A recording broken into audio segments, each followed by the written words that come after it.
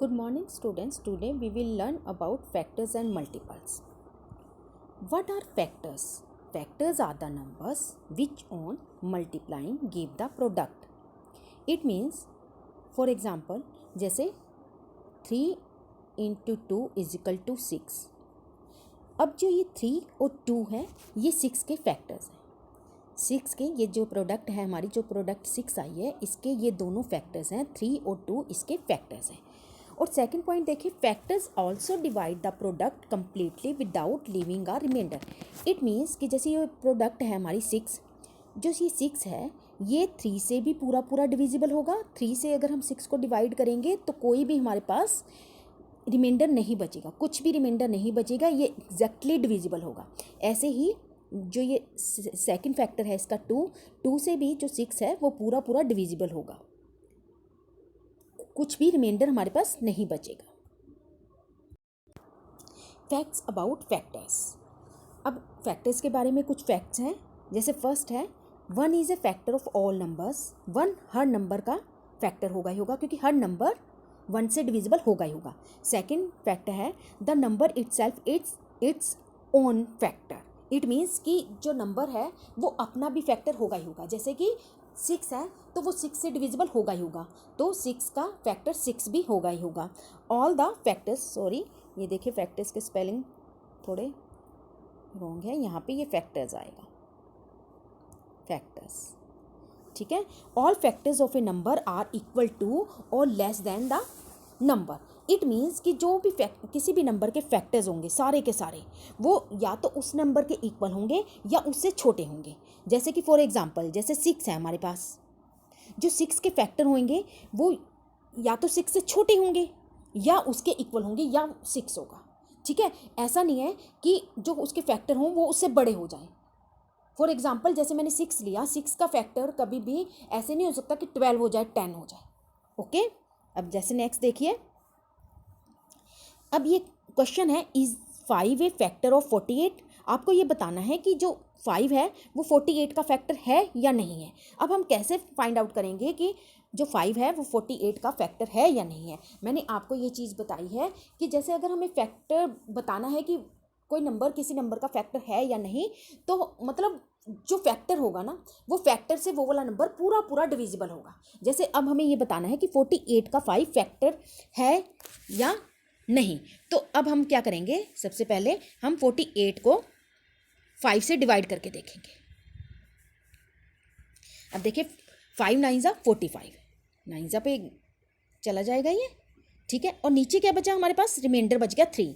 अब जो अगर ये रिमाइंडर बच गया, नीचे कुछ रिमाइंडर बचा है हमारे पास, इट मीन्स कि ये नंबर 5 से पूरा डिविजिबल नहीं है, एग्जैक्टली डिविजिबल नहीं है. रिमाइंडर नहीं बचना चाहिए. अगर रिमाइंडर नहीं बचेगा तो वो उसका फैक्टर होगा. अगर कुछ रिमाइंडर बचता है तो इसका मतलब वो उसका फैक्टर नहीं है. तो इसका मतलब 5 is not a factor of 48. तो आंसर क्या आएगा, जैसे हम लिखेंगे no 5 is not a factor of 48. It means कि 5 48 का फैक्टर नहीं है. नेक्स्ट देखिए, right all the factors of 12. अब हमें 12 के सारे फैक्टर्स लिखने हैं. आपको ये बताना है कि 12 के कौन कौन से फैक्टर्स हैं. सबसे पहले जो मैंने आपको एक बात बताई है कि 1 सबका फैक्टर होता है. 1 सबका फैक्टर होता है और वो नंबर अपने आप जो वो नंबर है वो भी उसका फैक्टर होगा. अब 1 फैक्टर होगा 12 का, ठीक है. अगर 1 को हम 12 से मल्टीप्लाई कर दें तो कितना आएगा हमारे पास, 12 आ जाएगा, ठीक है. उसी नंबर को अगर हम 1 से मल्टीप्लाई करेंगे तो हमारे पास वही नंबर आंसर आएगा. अब जो ये 12 है ये 12 के 2 फैक्टर हैं, एक 1 और दूसरा 12, ठीक है. अब सेकंड देखिए, अब देखिए जैसे 1 से तो 12 डिविजिबल था, 1 से तो हर नंबर डिविजिबल होगा. अब 1 के बाद क्या आता है 2. अब 2 से देखिए 12 डिविजिबल है. आप ऐसे चेक करिए कि 2 के टेबल में हमारे पास 12 आता है. यस, 2 के टेबल में 12 आता है. कहाँ पर आता है, 2 कैसे बोलते हैं हम, 2 6 12. इट मीन्स कि अगर हम 2 को 6 से मल्टीप्लाई करेंगे तो हमारे पास 12 आ जाएगा. अब 12 के ये 2 फैक्टर हो गए, 2 एंड 6. 2 एंड 6 भी 12 के फैक्टर हो गए. अब उसके बाद देखिए अगला 2 के बाद क्या आता है, 3 आता है। अब 3 के टेबल में 12 आता है, यस। कहाँ पर आता है, 4 जा पे, 3 4 जा 12, राइट। अब 3 के बाद क्या आएगा, 4 के टेबल में भी 12 आता है।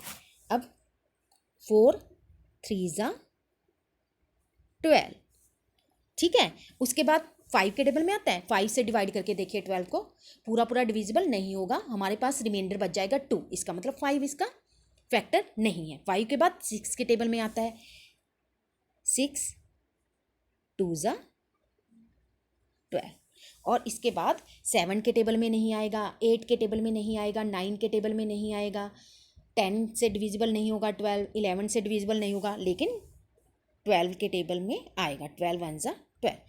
अब आपको कुछ समझ आ रहा है, देखिए ये जो यहाँ तक जो नंबर हैं, जैसे ये मतलब जैसे यहाँ पे हमने किया, इसके बाद वाला देखिए ये जो फैक्टर्स हैं, अब इसमें क्या हुआ है, 3 4 जा था और यहाँ आ गया 4 3 जा। देखो नंबर तो फैक्टर तो वही है 3 और 4, और मैंने आपको मल्टीप्लिकेशन में एक रूल बताया था। क्या रूल बताया था मैंने, ये रूल बताया था कि हम मल्टीप्लिकेशन में ऑर्डर चेंज कर सकते हैं, कोई भी किसी भी नंबर को हम आगे लिख सकते हैं और किसी भी नंबर को पीछे लिख सकते हैं, लेकिन मल्टीप्लिकेशन का जो मल्टीप्लाई करने के बाद जो प्रोडक्ट आएगी आंसर में कोई चेंज नहीं होगा। तो अब 4 को हमने यहाँ आगे लिखा, 3 को पीछे लिखा, देखो रिपीट हो गए, फैक्टर तो ये दोनों है लेकिन यहाँ रिपीट हो गए। ऐसे ही ये 2 6 जा, ये 2 आगे था 6 पीछे था, लेकिन यहाँ पे 6 आगे है 2 पीछे है, लेकिन यहाँ भी ये दोनों फैक्टर रिपीट हो गए। यहाँ पर ये रेपिटिशन हो गई, ये रिपीट हो गए, ये रिपीट हुए हैं फैक्टर। तो मतलब जहाँ पर ये रेपिटिशन स्टार्ट हो जाएगी, जैसे यहाँ पर ये रेपिटिशन स्टार्ट होगी 3 4 जा 12, अब उसके बाद 4 3 जा आ गया, यही दोनों फैक्टर आ गए। जहाँ पे रेपिटिशन स्टार्ट हो जाएगी वहाँ पर हमने उसको स्टॉप कर देना है, आगे दोबारा से रिपीट करने की ज़रूरत नहीं है। तो हम इसको क्या कर देंगे, यहाँ से ये रब कर देते हैं, ओके। तो अब आप बताएंगे मुझे कि 12 के फैक्टर्स कौन कौन से आए हमारे पास। अब सारे फैक्टर्स 12 के कौन कौन से, अब हम 12 के फैक्टर्स लिखना स्टार्ट करते हैं, ठीक है। अभी मैं 12 के फैक्टर लिखेंगे अभी हम,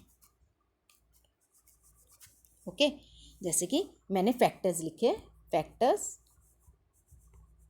ऑफ 12, ठीक है। अब देखिए ये 1 देखिए ये जो आगे वाले हैं, ठीक है, जिनको मल्टीप्लाई करके हमारे पास 12 आ रहा है, ये सारे के सारे 12 के फैक्टर हैं। 1 फैक्टर हो गया, फिर उसके बाद अब आपने सीक्वेंस में लिखना है। अब ऐसे नहीं लिखना 1 के बाद 12 फिर 2 6 3 4, वैसे तो ठीक है, लेकिन आपको इसको सीक्वेंस में लिखोगे तो ज़्यादा अच्छा लगेगा कि 1 के बाद क्या आता है 2, नेक्स्ट फैक्टर हुआ 2, उसके बाद क्या आएगा 3, फिर उसके बाद आएगा 4, फिर आएगा 6 और लास्ट में आएगा 12। अब कौन कौन से फैक्टर्स हुए 12 के, अब मैं दोबारा से आपको लिख के बताती हूँ। फैक्टर्स ऑफ 12, ठीक है। 1 से तो हर नंबर डिविजिबल होगा ही होगा, 1 तो हर नंबर का फैक्टर है।